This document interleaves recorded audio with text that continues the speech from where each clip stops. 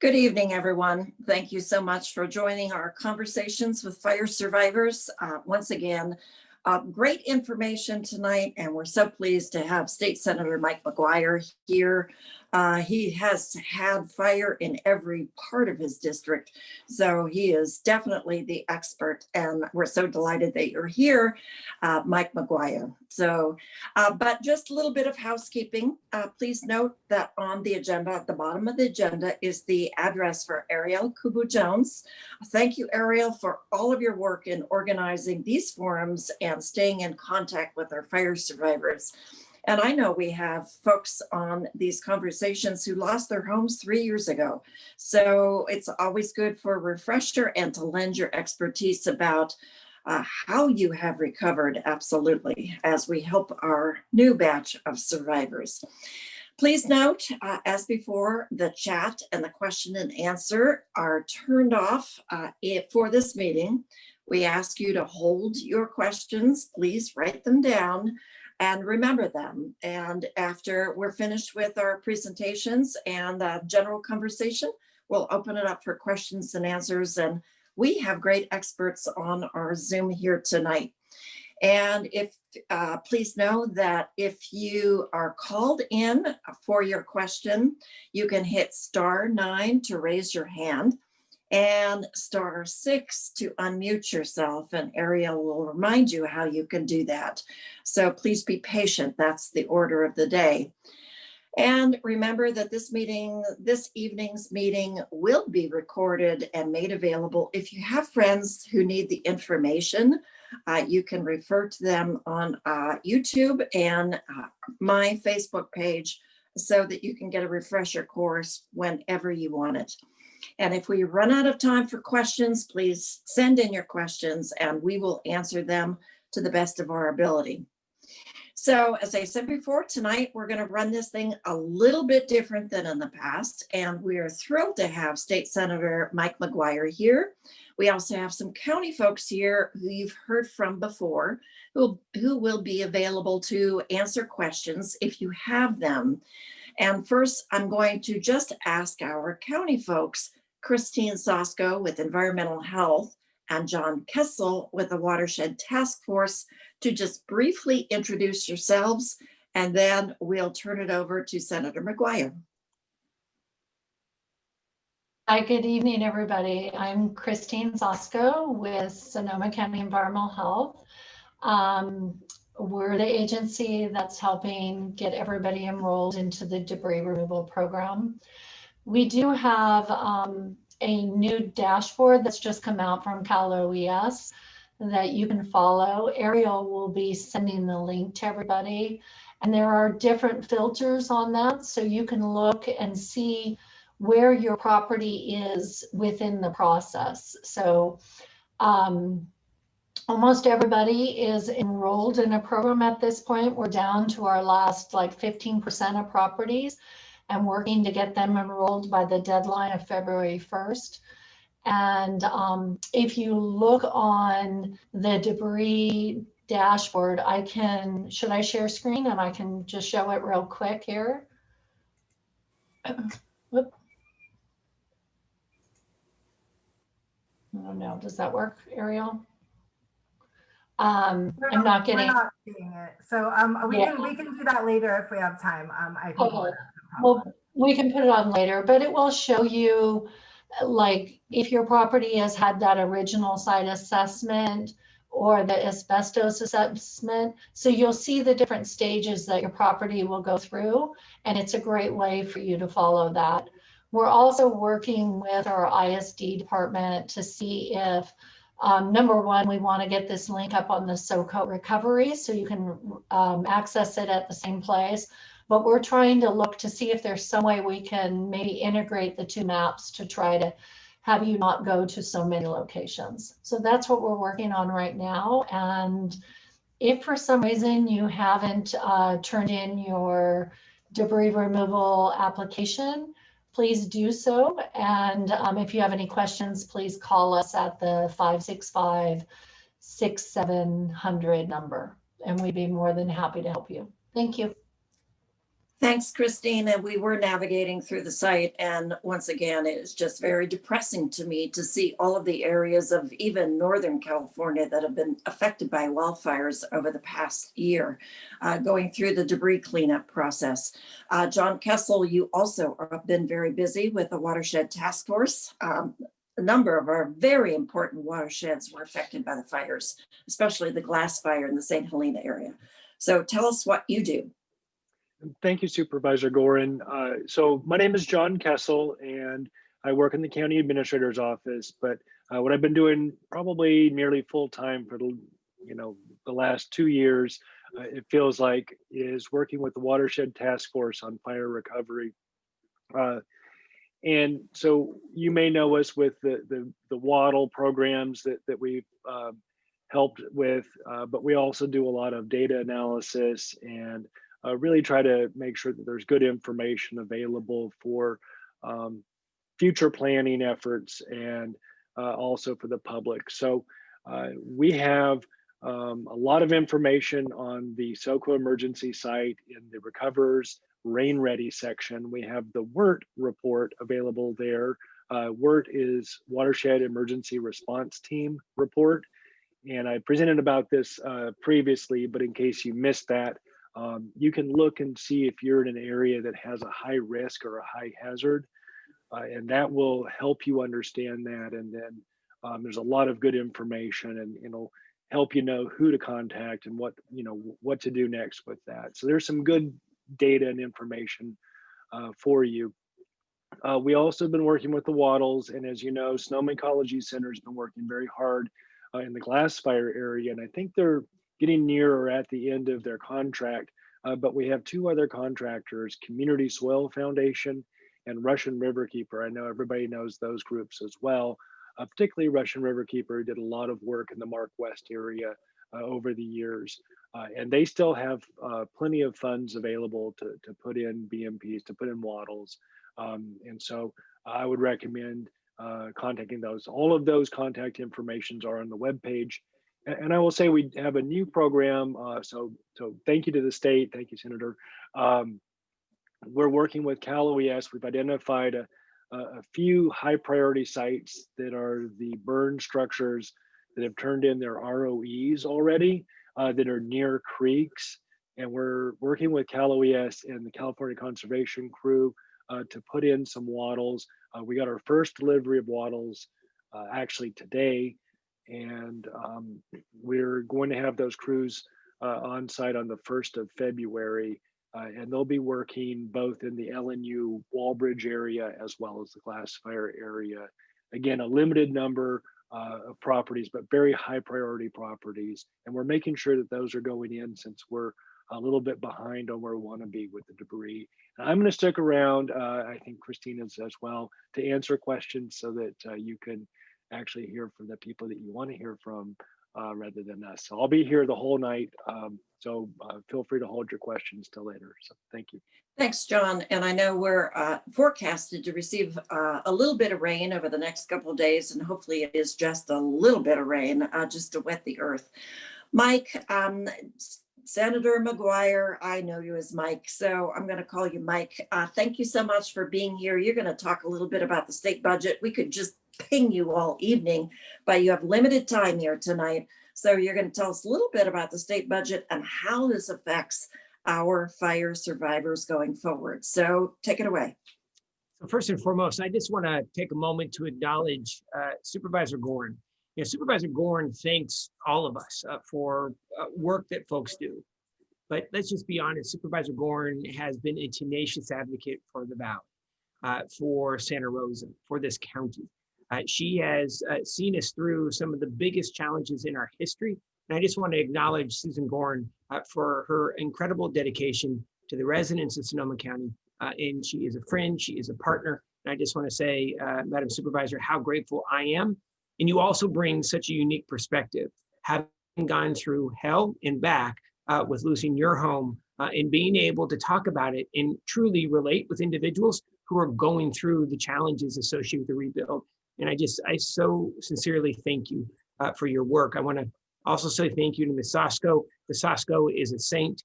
She deals with so many issues on the environmental health side. John, thank you so much for your work in regards to our recovery efforts. And Arielle is just tremendous and all about resident services and making sure folks are being connected to programs and services. And thank you so much to the entire team in Supervisor Gorin's office. Supervisor Gorin, if it's all right, I'll just take a few minutes to be able to do a real quick update about where we're going, because I think the most important part of tonight is going to be having a conversation. Is that all right with you, Madam Supervisor? That's great. Absolutely. So, all right. So look, just some quick statistics if we take a look at what's happening across California. So what we know right now, the majority of California is in drought. And our snowpack is at about 40% of normal. Now that snowpack doesn't impact our water supply here in the North Coast, but it is a predictor of what potentially is to come for the rest of this state. So there's growing concern that we are in this longer term drought. Everyone knock on wood that we are going to have a March miracle and see some of those Pineapple Express systems coming in to be able to replenish Lake Sonoma and Lake Mendocino. And what we also know is that the most destructive, deadly, and largest wildfires in this state's history has all happened in the last decade. We also know, according to the federal government, that the average temperature in California over the last 50 years has increased between 1 degree and 2. And coming off of the longest drought that we've had in 1,200 years, just a few years ago, compiled with higher temperatures, our oak woodlands, our grasslands, and our forests are a tinderbox, which has all contributed to the wildfires that we are currently seeing across the state. That's mixed into significant development in the wild and urban interface. There are 4 million homes throughout California within the WUI, within the wild and urban interface. About half of those homes are in high fire hazard severity zones or higher. So we know that we have some challenges ahead, which is why you're going to see significant reform here in the months to come. Finally, I'll just say we are in this era of mega fires. Our fire season, compared to the early 1970s, is now 80 days longer here in the state of California. Yet our peak staffing for CAL FIRE, our peak of staffing, it peaked in 1975, before I was born. And it's absolutely unacceptable that we have so few boots on the ground to be able to combat this new normal that we have. So let's talk about what we're doing about it and what we've done. So first and foremost, we have been staffing up on CAL FIRE's ranks over the last 4 years now. It started in earnest 2 years ago. Last year, we hired 150 new full-time firefighters in CAL FIRE, 350 seasonal. This year it is going to be a significant number. We're going to start hiring 600 new seasonal firefighters within the CAL FIRE ranks here this year alone. That's going to be about $143 million investment. The bottom line fact is we need additional forces on the ground to be able to combat this new reality that we're living in. We're also going to greatly expand the California Conservation Corps and create a pipeline to the fire service. So the California Conservation Corps, they have a couple of missions. One, they focus on landscape management throughout the state of California, dead and dying tree removal. They get into river channels to be able to clear them, or stream beds. They also assist on the fire lines as well. Well, we're going to bring in 14 new California Conservation Corps crews, representing about 200 new California Conservation Corps members, 8 year-round, 6 seasonal, to be able to assist on the fire lines. Reason why we need additional California Conservation Corps members on the fire lines is because our inmate fire labor has decreased significantly over the past several years. We need to be able to backfill that, to be able to cut fire line, for example, to be able to do mop-up operations. And in the off-season, these California Conservation Corps members will be focused on vegetation management around the most at-risk communities, to be able to do dead and dying tree removal in our state and regional parks, to be able to focus on building out fire breaks. It's absolutely critical, and you're going to see a significant staffing up. And all of these young people who are in the California Conservation Corps are coming from vulnerable communities, communities of color or rural communities. And what we want to be able to do is provide that pipeline so that these California Conservation Corps members, many are coming out of families in poverty, will be able to have a pipeline, a career path to family sustaining wage in the fire service. So we think this is a win-win. It'll help keep our state safer from fire, and it's going to be able to create those new family sustaining jobs. Now we have to get into prevention. We can put thousands of additional firefighters on the line, but the mega fires that we're seeing right now, the best antidote for this is prevention. So you're going to see record investment this coming year, $512 million, $500 million in vegetation management, in forest thinning, in post-fire watershed recovery, which we desperately need. And Supervisor Gorin and John Kessel have been so focusing on. And we're going to replenish our program that provides local grants to counties and cities. We're going to replenish that with additional $200 million. So for example, if the county of Sonoma, Supervisor Gorin sees a project in the Valley of the Moon that they want to be able to do a vegetation management project on, they can apply for these dollars through the county, through a local fire district, through the city of Sonoma, et cetera, to be able to secure these dollars as well. So that's going to be really important. Prescribed burns.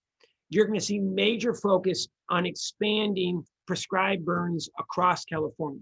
To be able to do that, we have to reform our air laws. So right now, prescribed burning has to be approved by the local air district as well as the California Air Resources Board. That's the large air district that oversees the entire state of California.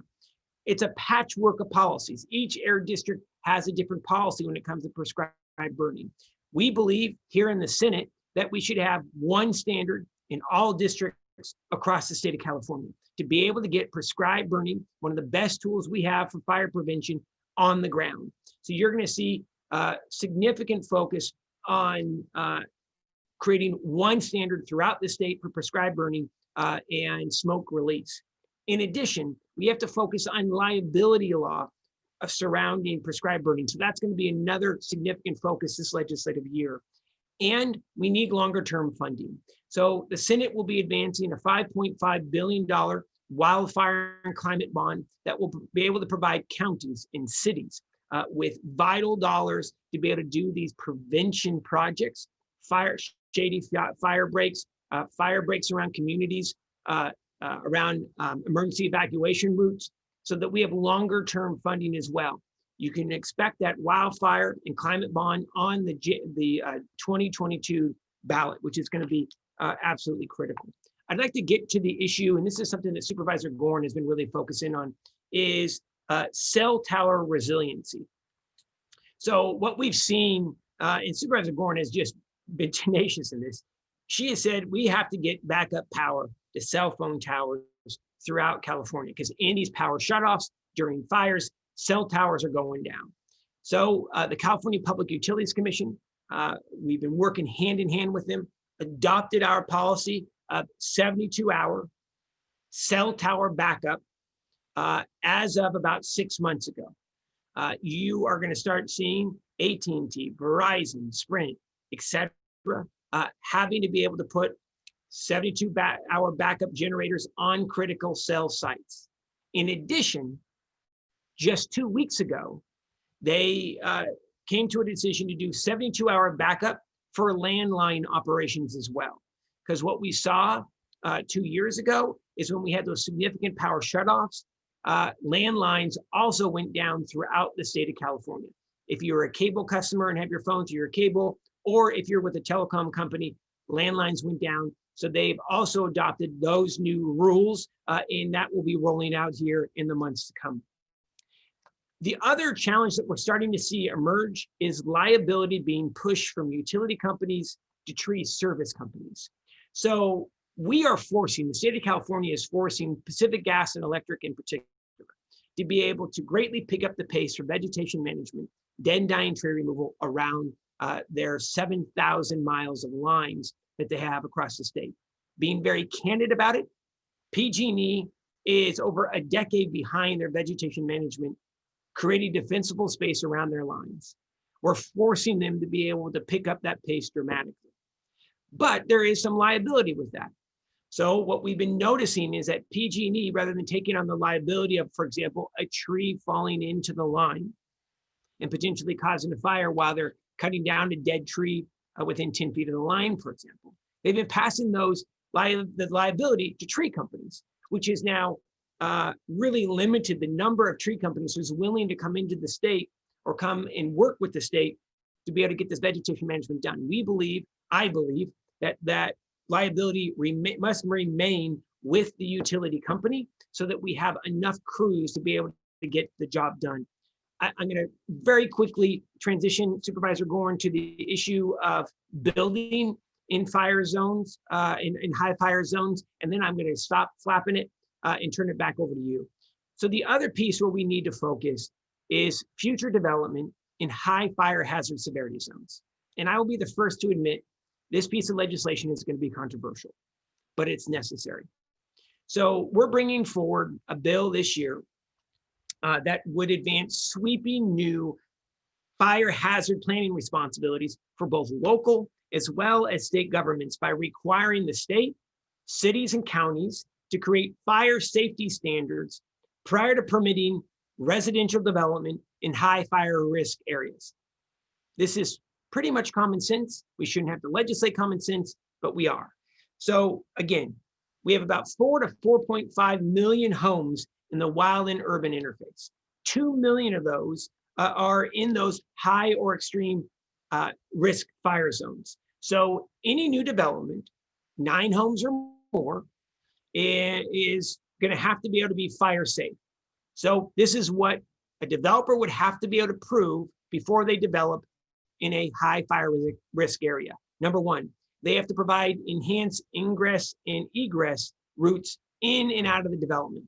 No longer would we allow developments with one way in and one way out. You'd have to have one way in and another way out, because what we've seen in Sonoma County and throughout the North Coast, that is where the traps are during fire.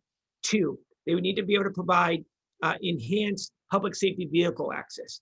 3, if there's a housing development that would be built in these high fire risk zones, there would have to be a mandated funding mechanism for defensible space maintenance. So for example, if I live in an apartment, condo complex, my HOA, a portion of it would have, in perpetuity, would have to be able to cover defensible space around the development for fire breaks or vegetation management.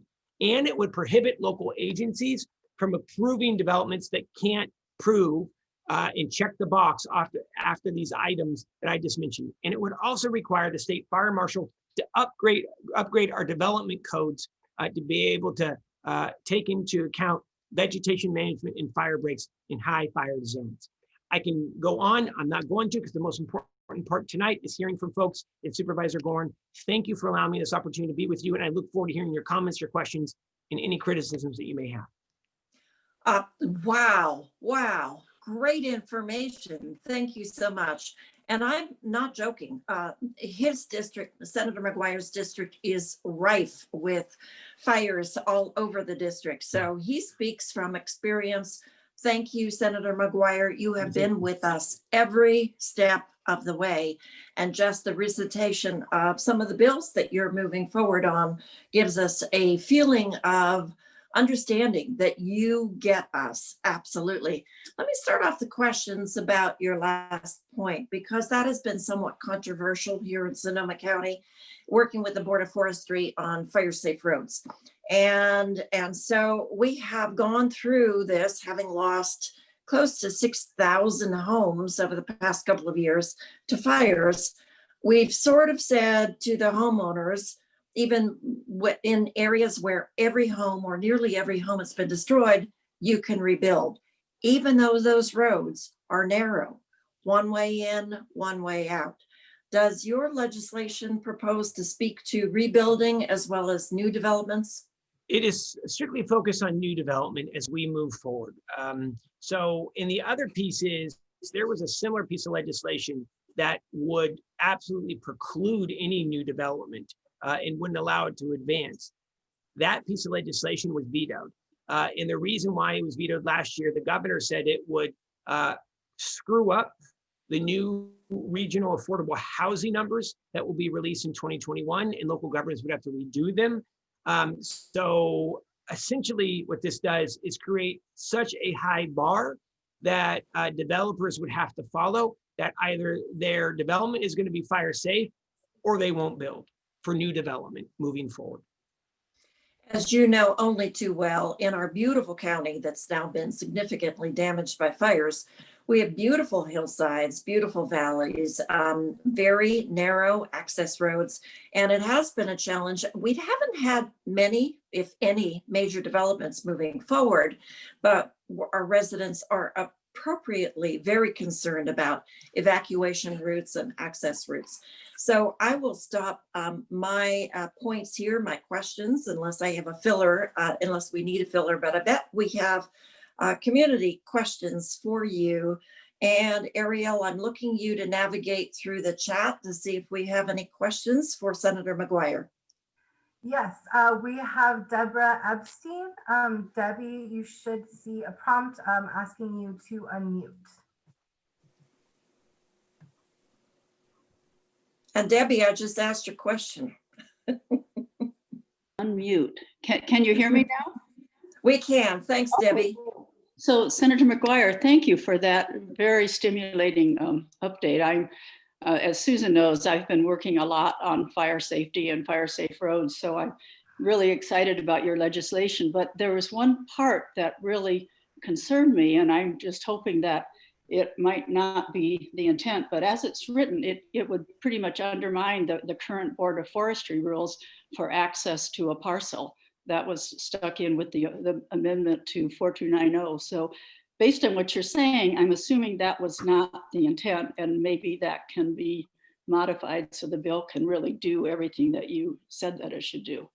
Yeah, we're coordinating right now with the Board of Forestry. It's meant to be complementary with the Board of Forestry. So what we all know is the California State Board of Forestry is looking at development rules and regs. They were looking at adopting them earlier. It's been delayed for additional public comment. So it would be complementary to their actions and not meant to undermine. And we are in communication and candidly negotiating with the Board of Forestry on this. Okay, that's good to hear, because what's in there right now, it would undermine them. And I'm delighted to hear that that's not the intent. Yeah, I don't know if it would undermine them, but we're definitely talking with them, and we're going to be able to work through any issues. And they have been wonderful to be able to work with on this. So very grateful for it. Thank you. And thank you Debbie, for your work, by the way. And thank you so much for your advocacy. Yeah. She's been one of the primary advocates at the state level, and peppering me with questions about this all the time. But Yeah. and of course, lost her home in the glass fire. And Next Susan, question. Oh, sorry. No, go ahead, Debbie. I was going to say, Susan, I appreciate your comments also on the fire victims rebuilding. And, you know, that's a tough one, and especially on adding ADUs on what we know are unsafe roads. And so that's, you know, a question that, you know, I ask, is that really what we should be doing? And Senator McGuire, we have a number of private roads in the area. Debbie lives on one of them, beautifully maintained road. Congratulations to the homeowners there. Would those regulations apply for private roads as well as public roads? Yes, it would. So we have a threshold in the bill in regards to the number of units. So it would be 9 or up. So regardless of the type of road that it may be. And that's, again, this is very early on in the process. As Debbie mentioned, we need to be able to, I don't want to put words into Debbie's mouth, but we need to be able to coordinate with the Board of Forestry, many other groups as well. And I commit to you, and I promise we're doing that. And again, Debbie has just been outspoken in her advocacy, and has turned the tragedy into really an advocacy in helping so many of her neighbors. And truly, Debbie, not blowing smoke, really grateful for your hard work. Thank you. Great. Arielle, next question. Okay, next we have Will Abrams. Will, you should see a prompt asking you to unmute. Hey, Will. Hey, how are we doing? Thank you very much for holding this session, and thank you very much, Senator McGuire and Supervisor Gorin. You both are tireless advocates for wildfire survivors and for our communities, and so thank you very, very much for your work. I sort of had a two-part question here. One is, in terms of the legislation, have you considered building in incentives for homeowners to home harden, similar to how we do it with Sonoma Clean Power, where you have incentives to retrofit your home and provide that defensible space? And sort of the second part of this is sort of along the lines that you were alluding to in terms of the implications for our utilities. The CAL FIRE report associated with Kincaid has not been made public yet, nor the report from the Zog fire, and the degree to which sort of the withholding of those reports are preventing safety measures from moving forward. Are there ways that we can advocate to make sure that those reports are made public so that we can improve the safety of the situation going forward? So thanks. No, thank you, Mr. Abrams. So just 20 seconds, Mr. Abrams. Will has, again, taken it upon himself to be able to advocate at the California Public Utilities Commission. He shows up at legislative hearings. He's involved himself on specific legislative issues. And he has turned into truly this expert on issues, whether it's on insurance and wildfire. And I just want to take a moment to say thank you, because he has really stuck his neck out and is doing the good work, Will. So thank you so much for the question. So on the issue of incentives, and I'd like to get your feedback on this, Will. So incentives, what we would like to be able to see, and Will, you knew this bill last year, we had a bill that would incentivize homeowners through a discount in their insurance rate to be able to do home hardening through a tax credit. So up to $10,000 on an annual basis to be able to get rid of their shake roof, or remove the juniper around their home, or fire resistant fencing, or fire resistant decking, etc. We believe that we need to be able to incentivize homeowners to be able to do the right thing. They all want to, but let's just be honest, especially in this COVID-induced recession, it's incredibly expensive. And there are a lot of other burdens, financial burdens that families are facing right now. So what we would like to be able to do is see a tax credit for homeowners to be able to advance, improve fire safe improvements on their home, number one. Number two, if they were to do that, that they would either get a discount in their homeowner's policy, something very similar to what we see with a good driver discount on auto policy, and a mandatory right, since we're seeing so many non-renewals by insurance companies. It made it out of the Senate last year and did not make it out of the Assembly. And here is my biggest frustration. We need insurance reform for consumers, for homeowners. This has been an absolute fight and mission of mine over the last several years, but I will tell you, there are very few issues where politics gets in the way. This is about politics. It's about the insurance corporations trying to put their thumb onto progressive legislation that would protect homeowners and give them the ability to be able to get insurance for their home. Because the other piece is we're seeing record non-renewals across the state for homeowners insurance. And if you can't get homeowners insurance, you can't sell your damn house. And when we take a look at California, it's their number one nest egg is their house. So that's a real area of reform that I think that we need to gun at. I will say this. I think ultimately, we're going to need to look at Prop 103 ballot language to be able to get homeowner protection in mandatory writing of homeowner policy, because so many folks are losing their policy. But Will, I'll turn it over to you. That was the incentive that we are talking about. And it's modeled after legislation that passed in Florida based off of wind and hurricanes. But Will, I'll give you the final word on that. Yeah, no, I think that's fantastic. And, I think one avenue to consider is really partnering with manufacturers of those products that are providing those mitigations. So they have a strong incentive to support this. So, establishing a clearinghouse where folks can get discounts on those home hardening products is, one way. And also they can provide a lot of support from a legislative standpoint in terms of moving that type of legislation forward. So I would just, point that out as maybe one area, along with sort of some of the real estate folks who also have an incentive in moving that legislation forward that might be helpful. But thank you very, very much, and great work. No, that's a great suggestion. And I wasn't trying to be rude looking down. I'm just taking notes on my paper. Will, that's a really good suggestion. And that's not something that we had thought about. And I also took notes on your Kincaid Zog Fire comments, and that's something that we'll follow up with on CAL FIRE. Perfect. Thank you very much. Thank you, sir. Always good to talk to you. Happy New Year. And Will, thank you. I want to add my thanks from the senator. Great work, great advocacy. Arielle, next questions. Next, we have Tim McCarthy Smith. Tim, you should see a prompt asking you to unmute. Yes, thank Hi, you. Tim. Hi. Thank you, Supervisor Gorin, for these meetings, and thank you, Senator McGuire, for your time. I am a glass fire victim on St. Helena Road in Santa Rosa. I have two interests about California water rights. I haven't heard a lot of discussion about California water rights, given that we're in this very odd climate stage that we're in. The first, number one, is make it easier for private landowners to dig ponds for water storage that may contribute to late season watershed stream flow.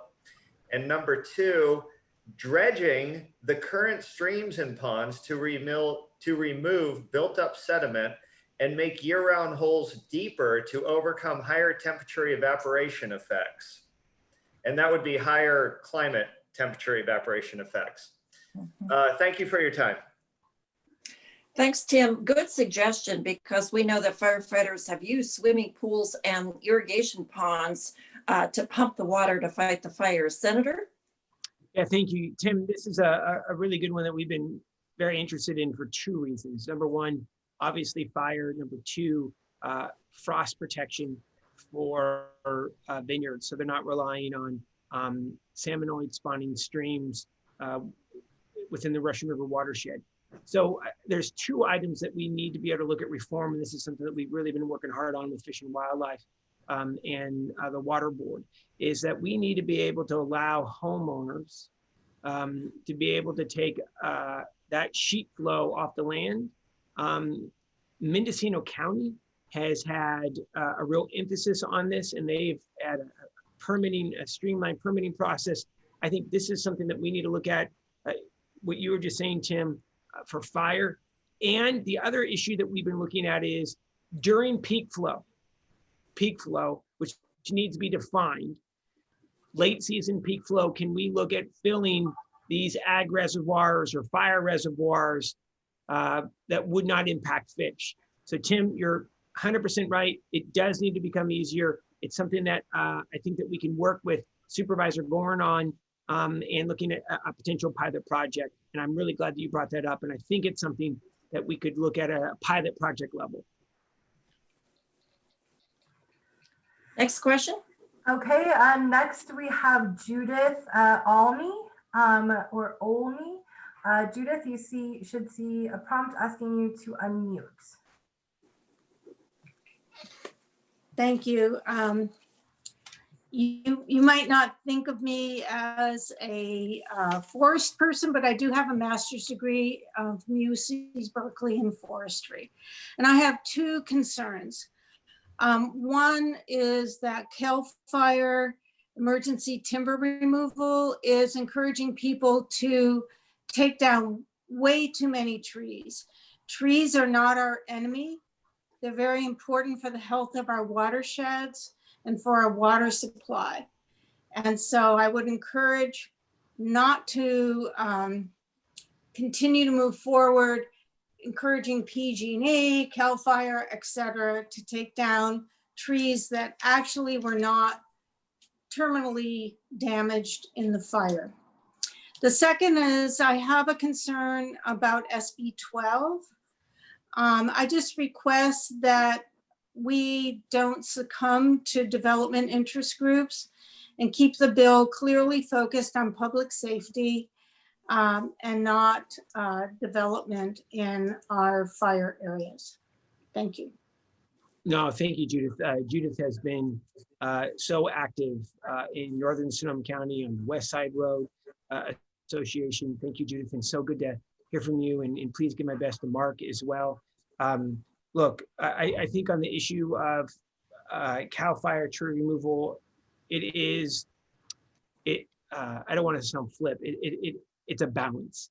I hear what you're saying.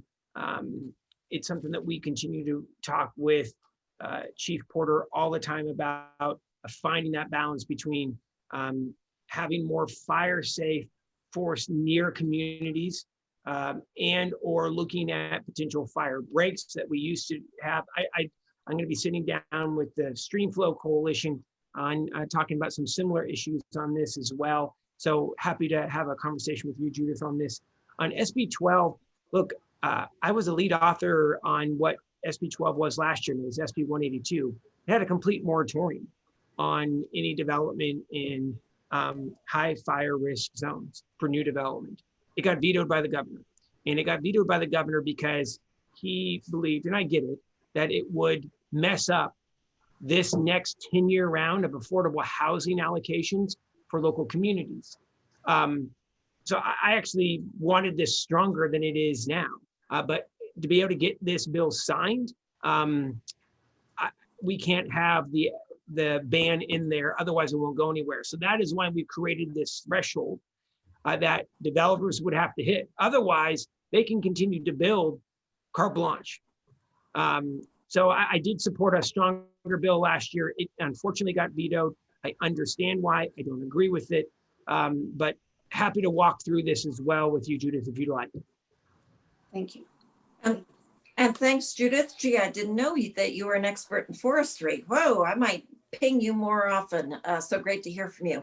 Next question. So we don't have any more raised hands, but I got an email from Jay Gamble, who seems like he might have a question. So Jay, and I don't know if he can figure out how to raise his hand. So Jay, I'm gonna unmute you.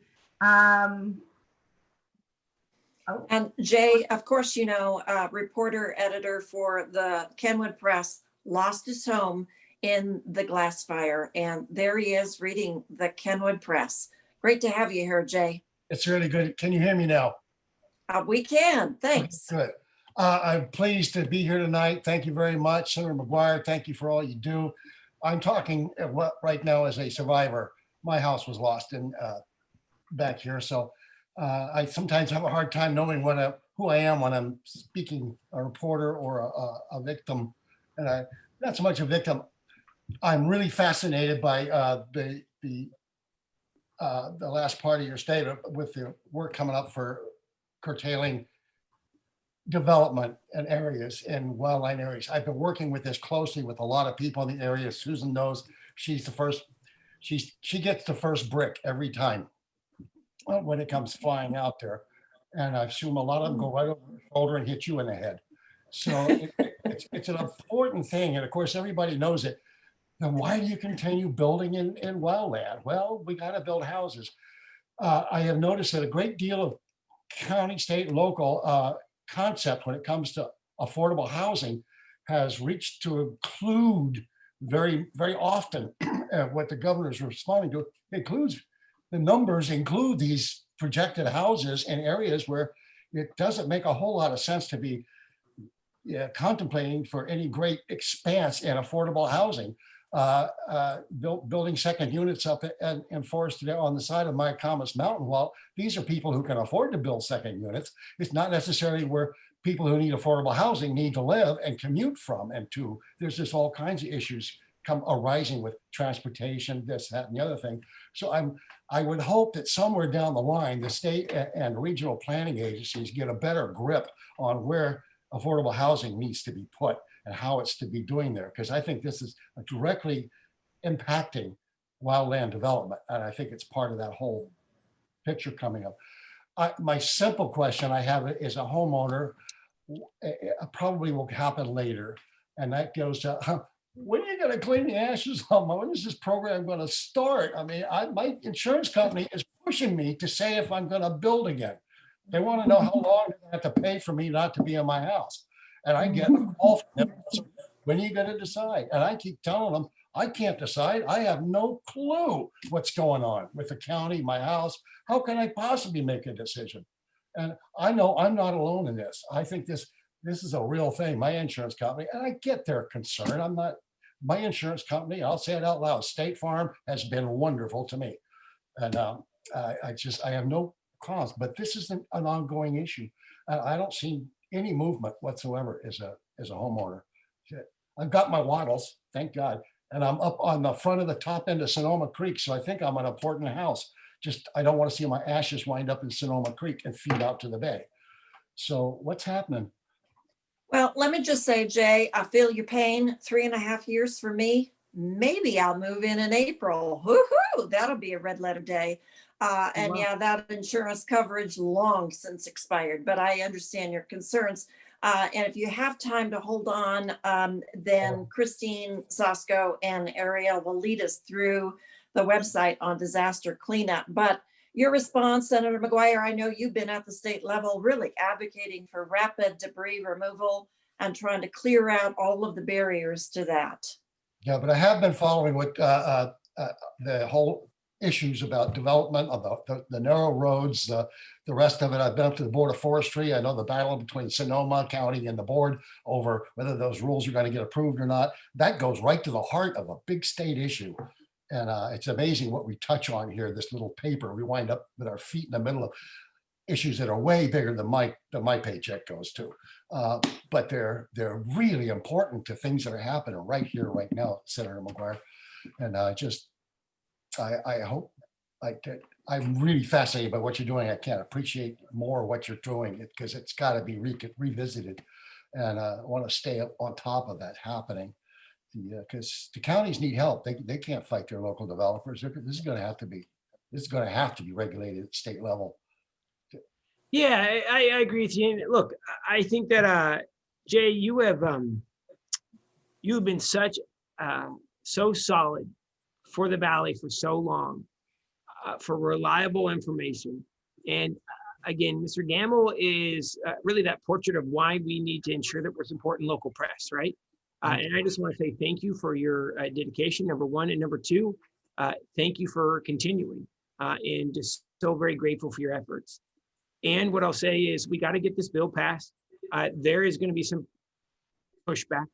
There was pushback last year. We got to continue to push forward.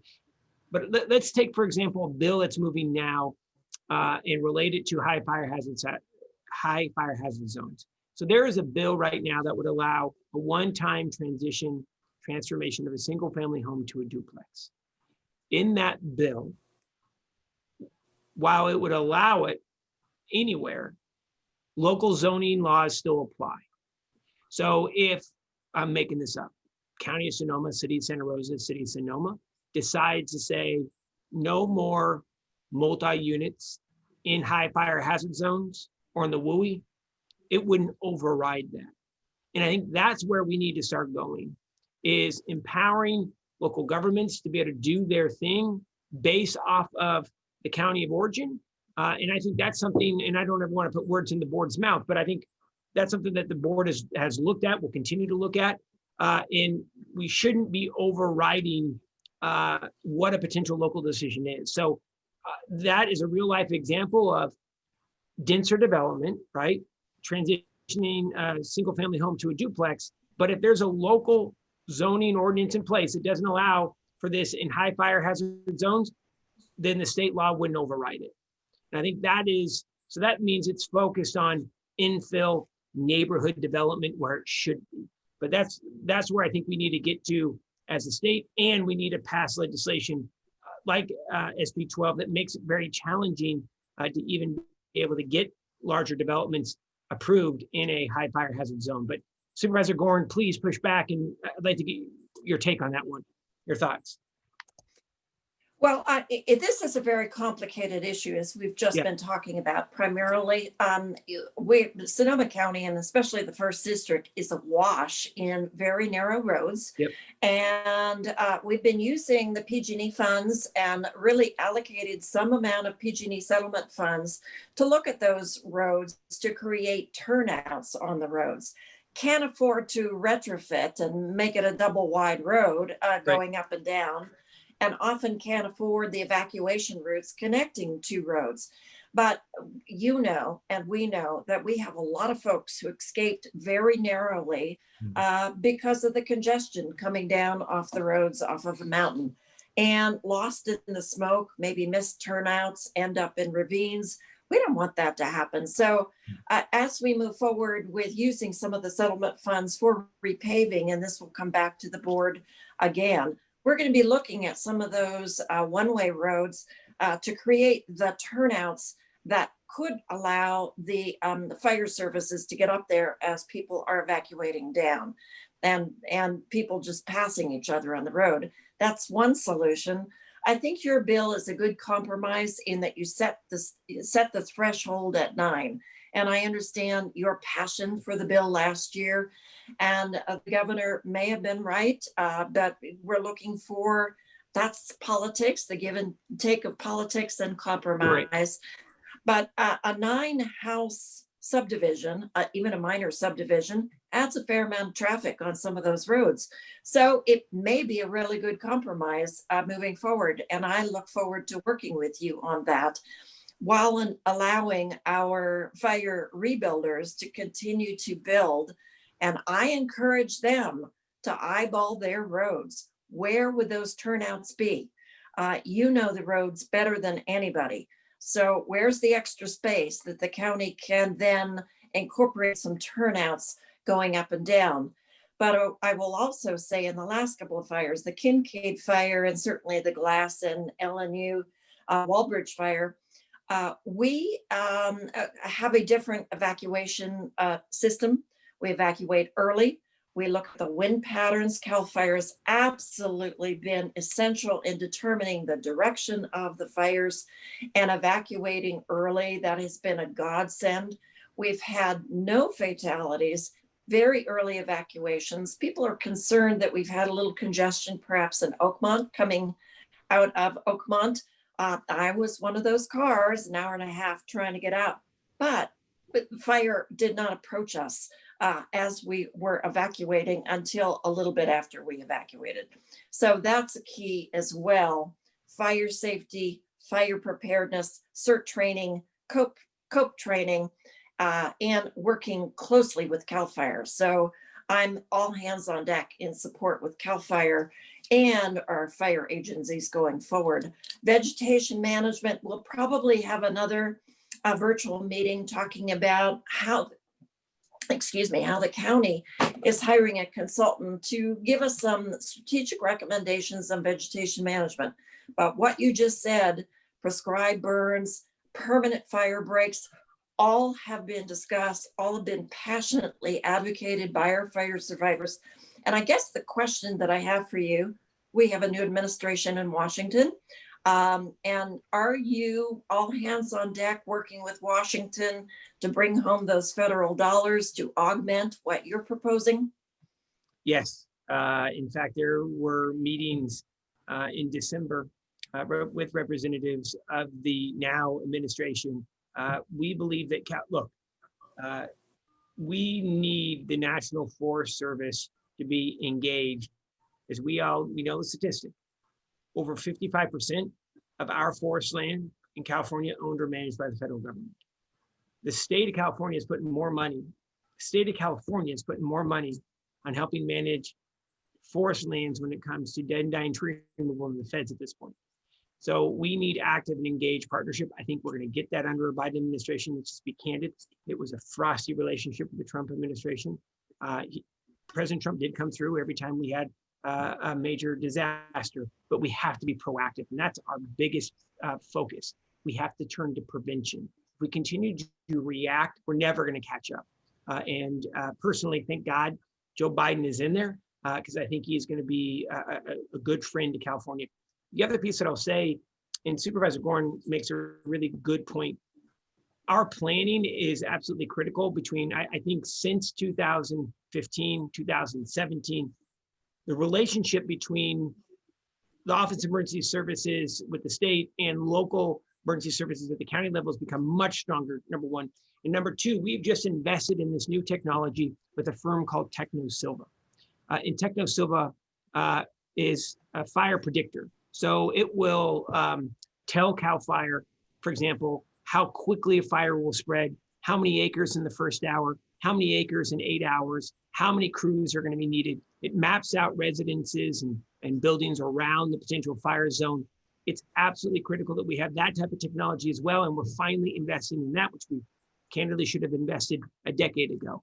But again, this partnership that we have with Supervisor Gorin, with the Board of Supervisors, with their Office of Emergency Management is so critical. And Supervisor Gorin has really led the board on this, is becoming better prepared and beefing up the Office of Emergency Services. So I just want to say, Supervisor Gorin, thank you for your work on that, because let's just be honest, you saw challenges, you addressed it, and you strengthened, and it's pretty impressive.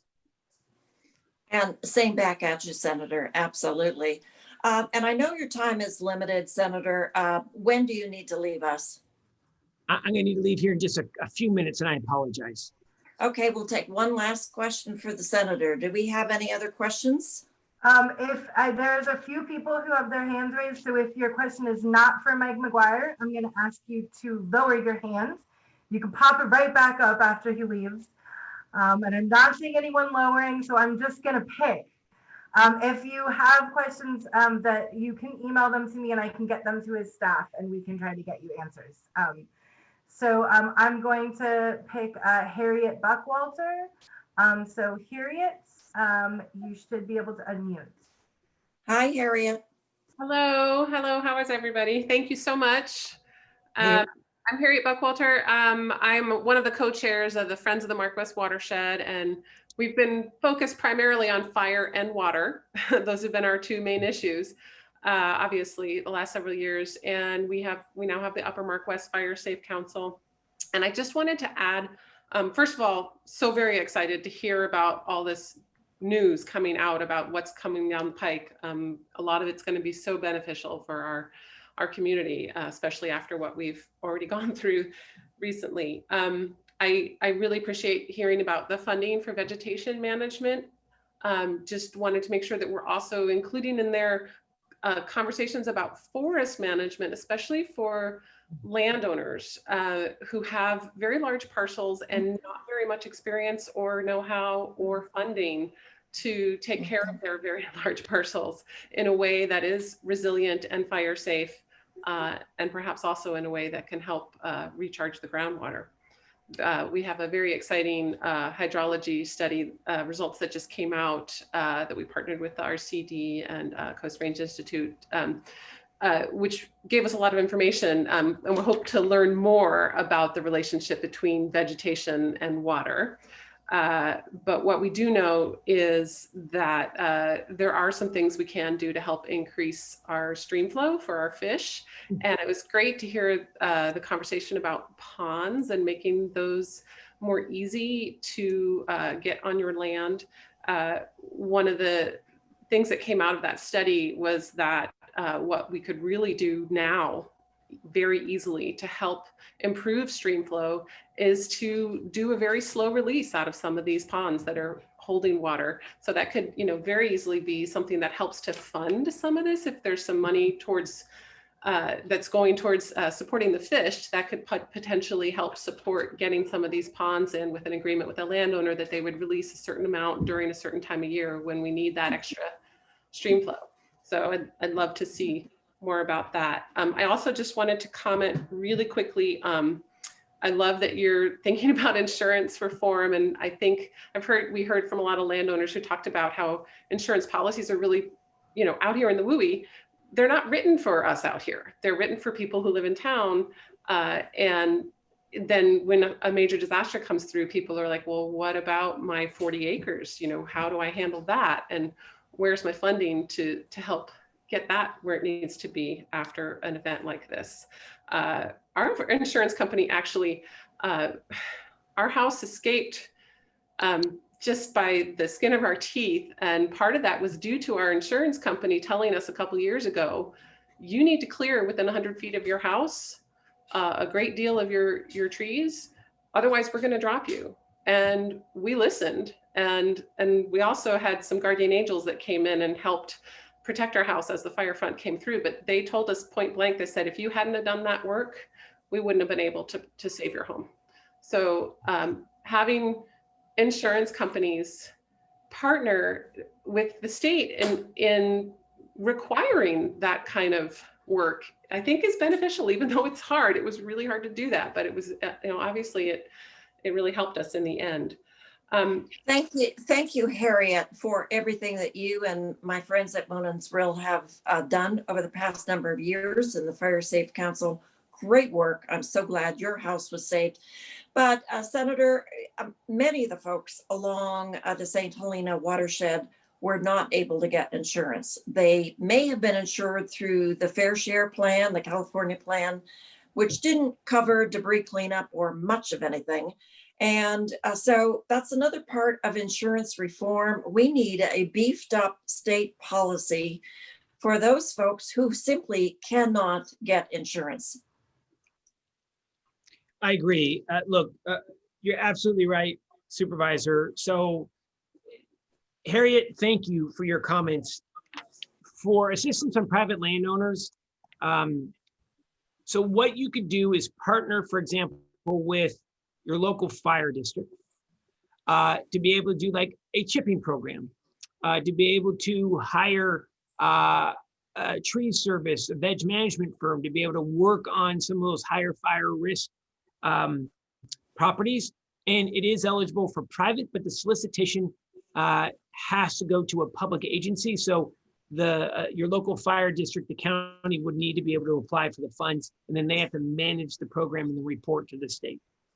2, we established a private project. I don't remember if it was 2 or 3 years ago. It was a very small amount, overall $7 million, that will work with what you just said.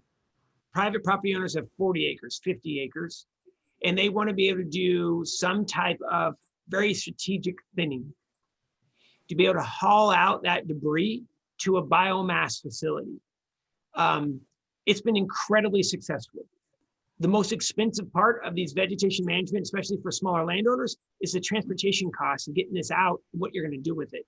So we want to expand that project, especially for these 40 to 100 acre, 20 acre to 100 acre parcel owners who, let's just be honest, they may be land rich, but cash poor, right? And they need help and they want to do the right thing. So that's something I think that we can assist with, and we're working on that right now in the budget. So more to come. And Harriet, I'm going to give you our number, 916-651-4002, 916-651-4002. Ask for Abby Robbins or Chris Nielsen, Abby or Chris, and we'd love to talk with you more about it. Real quick on the issue of the recharge, I'd love to get your ideas on that, on how we can do both, right, on recharge as well as being fire safe, and on the FAIR plan. So for folks who lose their insurance, they go to Insurance of Last Resort, which is called the California FAIR plan. And I'm just going to be blunt, it's a crappy insurance plan, but at least it gives homeowners something. It's more expensive with less coverage. It's the worst, but it gives you something. And it would also allow individuals to be able to refinance or sell their home. And many times you have to go get an independent writer to be able to cover it. It's incredibly expensive. We have to have reform. So we need to look at community hardening standards, where the insurance companies keep saying to the state, we won't sign one house, but if you do a whole community hardening strategy, we won't non-renew that community. And that's what we need to get to. But it's going to mean insurance companies have to be able to come to the table and not BS and try to kill these bills, number one. Number two, we may need to look at a very small rate hike, right, to be able to help cover some of the needs of homeowners. But we'd love to work with you on this. It's critical. But I'll just say, this is just one of the most difficult issues to handle because of this BS politics of these insurance companies who really, they don't want to have to cover some of these homes any longer. And it's incredibly frustrating. And we need to have some parity, inequality, and push back on them hard. Thank you, Senator. And I would love to follow up with you. Great folks along the St. Helena watershed, as Harriet just talked about. We would love to be able to suggest some pilot projects up there to help those homeowners. I want to conclude. I want to thank you so much for your generous allocation of time. I know you worked, I know from personal experience, you work literally 24/7. And on behalf of so many constituents, let alone our fire survivors, thank you for everything that you have been doing to help us. And whew, what a year it's going to be. We're going to fasten our seatbelts and watch you guys move in action. We got to get these vaccines out as well. So that's a whole nother issue, which we'll go into later. We will have coffee and rant about that, as we talked about previously. Yes. Thank you, Senator. I was just going to say, the supervisor and I were cussing about it right before this Zoom with each other. So absolutely, I look forward to the coffee. And again, Supervisor Gorin, thanks for your incredible work. Arielle, thank you. John, Christine, thank you so much. And thank you all for allowing me to be with you, and look forward to continue our work together in the years to come. Big hugs. Thanks, you guys. Thank you so much. Bye, Senator. Okay, whew, that was a whirlwind. Boy, he just consistently amazes me with his facts and figures and proposals, and all on behalf of us. And we can't thank him enough. Also, Senator Dodd, who is right there with them, and our assembly members, absolutely. Whether it's the Sonoma Developmental Center or fires, or thank you so much for working on the backup, emergency backup for cell phones and landlines. We have been struggling with that in Sonoma County. As soon as our power shutdowns go, then our communications go. We did have that in the Kincaid fire when our phone lines were down and the Kincaid fire erupted. It just really reinforced how important that is to all of us. And our Kenwood Fire Department was without that for internet for a couple of days during the last fire because of the power shutdowns. Not a good thing. We may have some questions for you, our experts, our local experts, and thank you so much for sticking around and answering the questions. But let me open it up, John, because Harriet was on here talking about some proposals to bolster up the watershed health, and maybe to propose some some pilot projects up in the Mark West Creek. And I know, sadly, you may be leaving us at Sonoma County at some point in the near future, and I'm so sad. Just want to thank you publicly for your years of work on watershed management and restoration. I'm not sure exactly what we're going to do without you, but we're going to have to just boom along and do a tag team. You know, remote is fine. We can just connect with you wherever you are. But we know that a number of our fires really affected our watersheds, and Harriet and the senator suggested some ways of maybe easing some of the regulations regarding the accumulation and storage of water to use for fire or frost protection or other things, and to release potentially for fish flow. Your thoughts? Yeah, no, I think that we'd want to definitely look at that. You know, one of the big challenges this year in the Glass and also in the LNU Wallbridge area has been water flow, particularly with regard to, you know, the salmonids and their being able to come up and do their spawning. It's just, you know, the stream levels are so low, and so to have extra flow would be a real positive. Particularly this year, it would just be a lifesaver. You know, there's some other challenges that we're seeing with levels of ash that are, you know, a challenge for the fish spawning as well. So a myriad of problems and concerns. I will say that there's a handful of projects that we're working on that I think Harriet would want to keep an eye on. She probably knows them better than I do. But I will rattle off a couple. One is there's a new FEMA grant called BRIC, Building Resilient Infrastructure Communities. And we've just applied for a number of BRIC grants, but there's a powerhouse grant that we applied for through Permit Sonoma as the lead, but it included this wide range of partners. And it's a $50 million, yes, you heard me right, $50 million request. And it would really develop home hardening and then forest management. So it would look at what you would do from the house out, and then it would also look at what you would do from the forest back in towards the house. And it's got two components. The first big component is to do a plan so that we can all get on kind of the same page and make sure that we've crossed our T's and dotted our I's with any regulations that we all support, because sometimes we can work at cross purposes with the environment. We don't want to do that. And so that first bit is getting that plan together. And then the second part is actually doing some major implementations of that. So we're hopeful. It's with Cal OES at this point, and they're deciding whether to send it to FEMA or not. So any support on that is great. And if we only get funded for that plan, that's really the first year or two's worth of work anyway.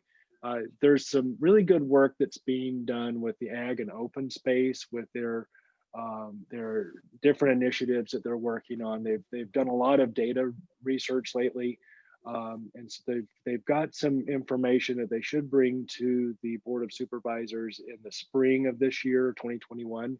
I need to say this year. We're still close enough that I mean 2021, and I think there's going to be some information there that you're going to find very helpful for land management and forest management. And then I would say that Sonoma RCD partnered with Napa RCD, and they received a grant last summer, so July of 2020. They're still working through their details, but it's going to be a grant that's going to help property owners with vegetation management on individual private property sites. And of course, Sonoma RCD, everyone knows them. They're already a leader in the area in terms of going onto your property and doing some technical assistance. This will give them some funding to really take some action. And speaking of some other funding, the county has also received a HMGP, it's a hazard mitigation program grant, and the HMGP grant is for home hardening and vegetation management training. And so we're doing outreach right now.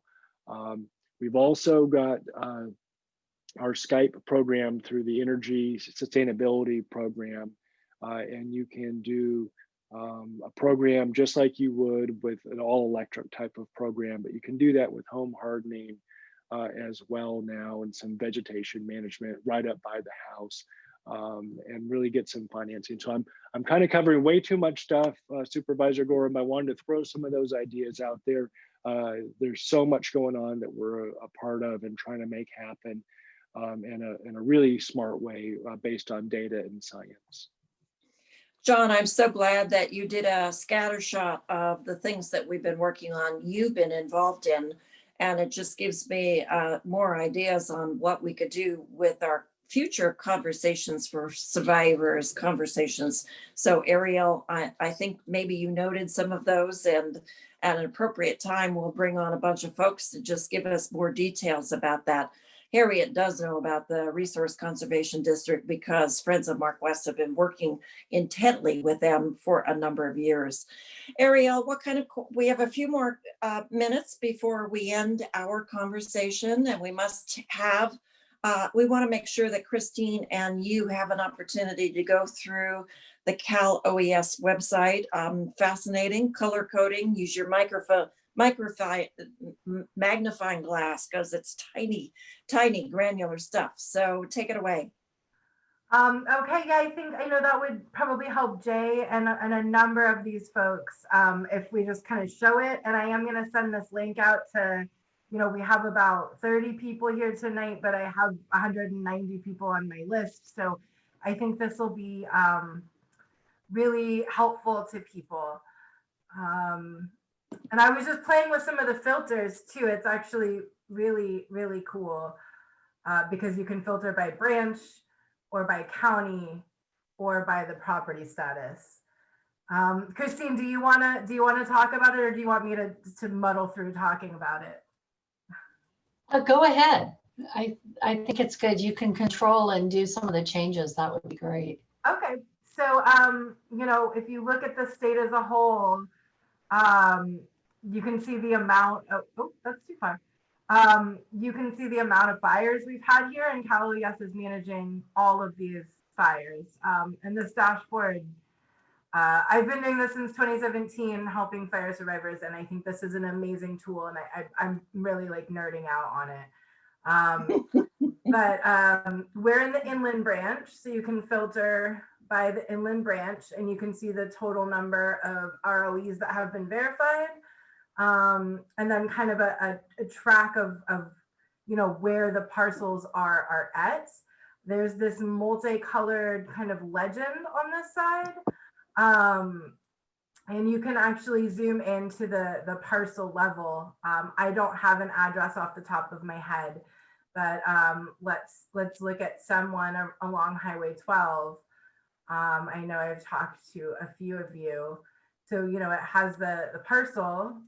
When you click on it, there you go. It'll show you the address and, verbally, a lot of information about the parcel, how many trees there are. And then this key. So this one, it looks like this parcel has had its asbestos test, and there was no asbestos detected, which means that the next thing that's going to happen is it's going to turn blue, like this one. And that means that, it will be put in the queue for Cal OES. Once they get kind of a batch, then they'll give you a call that they'll be on your parcel in 24 to 48 hours. But this will allow you to feel, to be able to track it. And I asked Cal OES, they said they update it multiple times a day.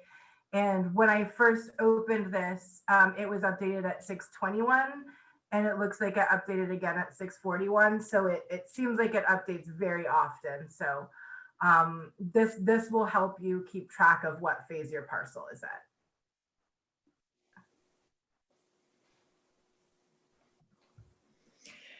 And Christine, repeat again our deadline, turning in the forms, whether you are private cleanup or public cleanup. What happens at the bewitching hour when we're past that deadline and they have not turned in any form? So the deadline was extended from January 15th to February 1st. And what we are planning, the properties that have not entered a program as of February 1st, they will go onto a list, which is an eventual abatement list. They'll be given like a notice and order, or that says they need to enter a program. That gives us some time. We'll really try to work with everybody, try to get them into one of the programs. And eventually what happens is they'll be given a 30-day notice. There's a chance for a hearing during that time. And if there's no response and they're not entered into a program, then they can go into an abatement program, which would mean that Cal Recycle or Cal OES could come in and do that abatement against that property. But our hope is that we don't have to go that far through the process. What we really want to do is get everybody into the program. We do have right now a handful of properties where we're just not able to reach the property owner. So that's of concern because we want to give everybody that benefit of being able to choose between those programs. So we will continue looking through those lists, and Supervisor Gorin, we're going to share those lists with each of you to see if there's anybody in your district that we might know, a neighbor or some way to get in touch with somebody. Because the last thing we want to have happen is where we have this state program available, have somebody not know about that program and then end up all the way down later at an enforcement or abatement situation. So. Thanks, Christine. And I know from experience 3 years ago that at some point you did bring a list of those folks to the board. And we had a discussion about what kind of enforcement action we would take against the property owners and the properties to clean it up, because this is a public health concern. We want to make sure that we get those properties cleaned up, the abandoned, burned out vehicles cleaned up. We do not want any of those toxins to leach into the ground or into our watersheds. Absolutely. Arielle, do we have any other questions? And thank you for going to that website. That's fascinating. Yeah, and I will definitely share that. You all should be receiving an email with this recording and that link and some other stuff. I would say either tomorrow or more likely Saturday. There's too much to do now. I have to do it on Saturdays. So we do have Debbie Epstein again. So I'm going to, Debbie, you should be able to unmute. Yes, I think I did. Susan, I want to thank you again for organizing this. This has been most helpful and really appreciate all your effort and, knowing where you're coming from. I wanted to follow up on a comment that Senator McGuire made earlier on about in cell phone towers with backup power. And you mentioned internet. Is anything being done or could it be done in the county to require internet providers to have backup? I know places like where we lived, our only cell phone was through the internet. And I think and the same comments that Senator McGuire talked about with the insurance industry applies to the communications industry. They are powerful and they resist changes, even though we know very friendly, wonderful local representatives. The lobbying power in Sacramento is awesome, and awesome in not a good way, I would say. So yeah, they've been trying to kill a lot of those regulations moving forward, including the 72-hour backup. I would actually like to have it longer than 72 hours. But I know that this is an issue, and we're going to continue to work on this as a county with Senator McGuire and all of our local electeds. But I would add your voice to that. Figure out, you know your way around Sacramento. Figure out which committee handles telecommunications and plaster them with the challenges that we're having in Sonoma County. Why this is so important. Great, thank you. Any other questions? Yes, we have Jay. Jay again. You should be able to unmute, Jay. Yep. Simple question. Can you please show on screen the website where we go actually look at that map? I did not catch it for some reason. So that is the hitch, at least for me. I was sent the direct link, and the website it's a string of nonsense. Yeah, I get that. I don't know exactly where it's hosted to navigate to it. So I will send you a direct link that's made pretty that says Cal OES public dashboard, and you should use that or bookmark it on your web browser once you open it. Because yeah, that someone sent it to me. So I'm going to have to make this available to our readers. I want them to know where to go and look at this. Sure, definitely. I can work with you to find a pretty way to do that. And Christine, do you have anything more intelligible than the nonsense that Arielle was talking about?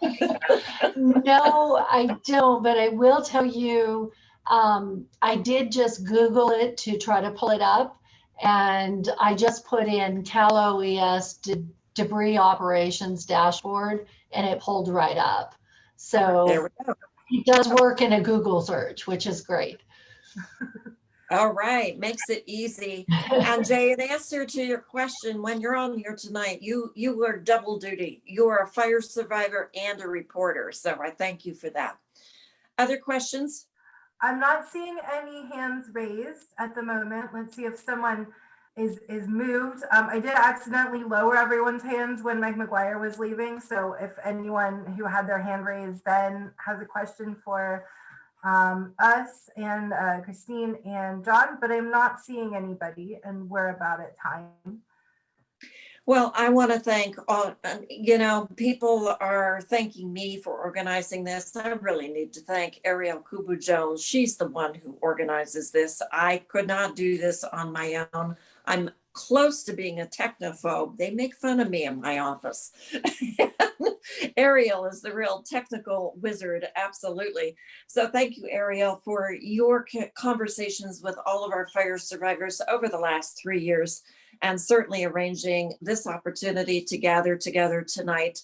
And Arielle, you're going to be sending out a survey to our fire survivors, asking all of you what information you still need, or a refresher course, or want to have a repeat of some of the items that some of the issues that we've already talked about.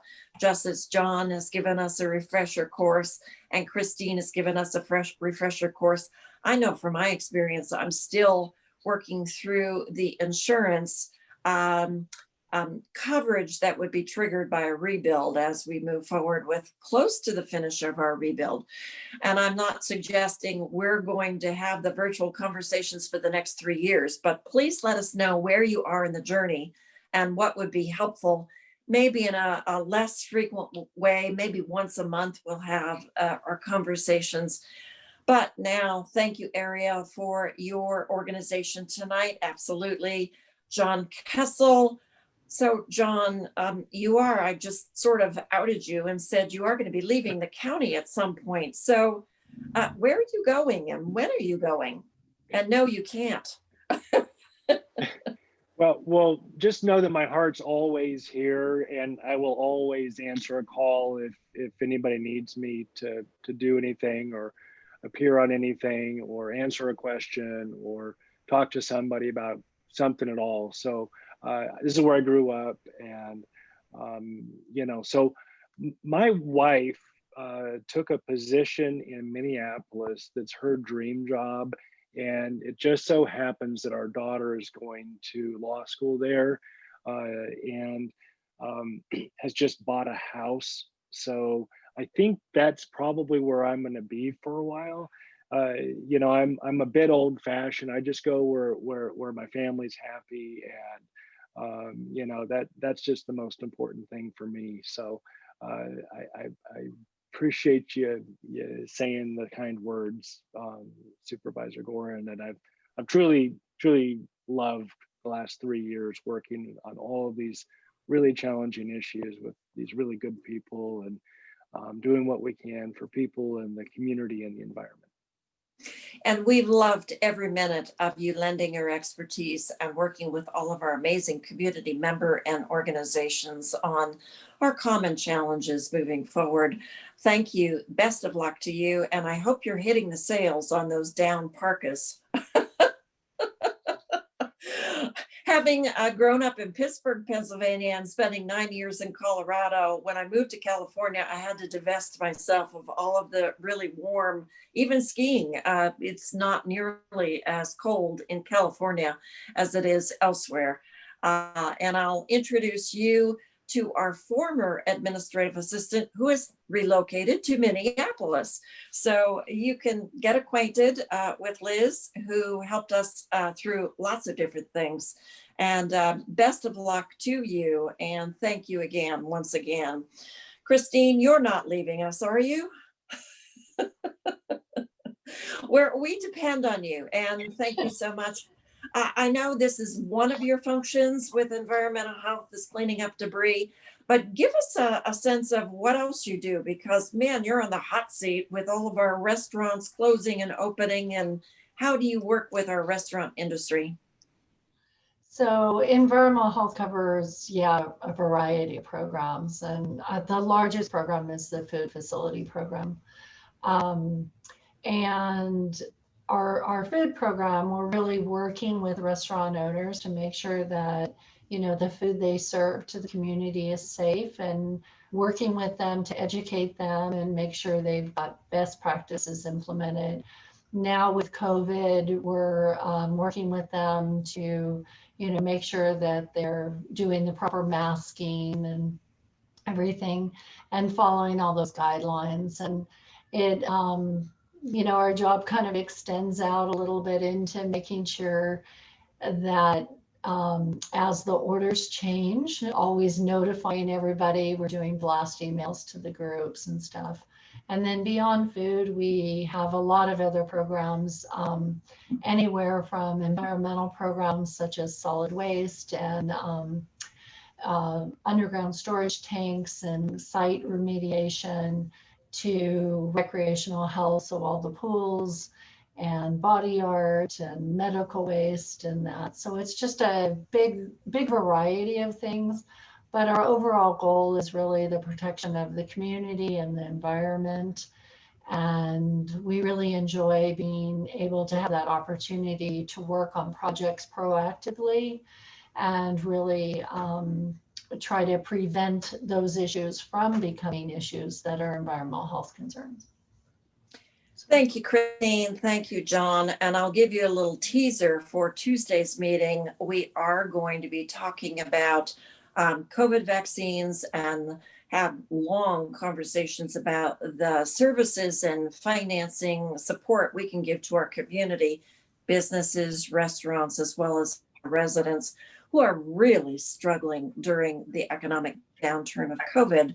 One of the items under discussion is how can we help Christine, help you to reopen your business smoothly and potentially waive some fees. So that will be on our agenda Tuesday morning. And I just checked not that long ago, our agenda material is not yet posted. Hopefully tomorrow it will be posted. Go on, you can read what kind of issues we will be discussing Tuesday morning. And also we will be discussing for the first time at the board level, our first blush at community engagement over the Sonoma Developmental Center. So it will not be a long animated conversation, but it will be giving a snapshot to the board about how the community is doing, where we're going, and leading into more extensive community engagement. And for the purposes of this conversation, it's pretty fascinating to me that we have a lot of fire survivors from Glen Ellen from 3 years ago who understandably are very traumatized by the fire and evacuations. And they're concerned about the WUI area of the Sonoma Developmental Center. I wouldn't call it a WUI area, but it does have some trees and it is moving up the hill. So maybe technically it is. So stay tuned for that. That'll be part of our conversation, certainly with Senator McGuire, on how we develop that for the future in a safe way, and important watersheds coming down that hill and in the reservoirs as well. John, our best to you. Thank you for everything that you have done. Christine, thank you for tonight. Thank you to all of our fire survivors, past and current, for logging on with us tonight, our conversations for fire survivors. Please be safe. And please know that the federal, the state, and the county levels are all working together on vegetation management and all of the programs that Mike McGuire talked about. And we're so grateful to have him in the Senate. Have a good evening and please be safe. Bye-bye.